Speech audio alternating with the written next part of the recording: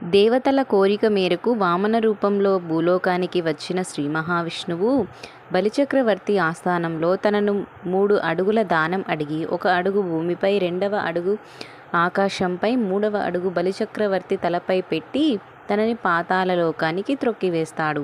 కానీ బలిచక్రవర్తికి తన ప్రజలపై ఉన్న ప్రేమను చూసి శ్రీ మహావిష్ణువు బలిచక్రవర్తికి ఒక వరం ఇస్తానని చెబుతాడు. అప్పుడు బలిచక్రవర్తి, స్వామి, మీరు ప్రతి సంవత్సరం మా జనాల మధ్యకి వచ్చి మా పూజా పురస్కారాలు అందుకోవాలన్నది నా కోరిక అని అడుగుతాడు.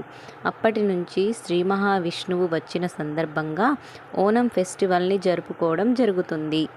ఈ ఫెస్టివల్లో కేరళ వాళ్ళు ఎంతో వైభవంగా చేస్తారు. శ్రీ మహావిష్ణువు రకరకాల పూలతో అలంకరించి పూజిస్తారు. వీరు అలా ఈ పండగ జరుపుకోవడం జరుగుతుంది. ఈ వీడియో మీకు నచ్చితే సబ్స్క్రైబ్ చేసుకోండి.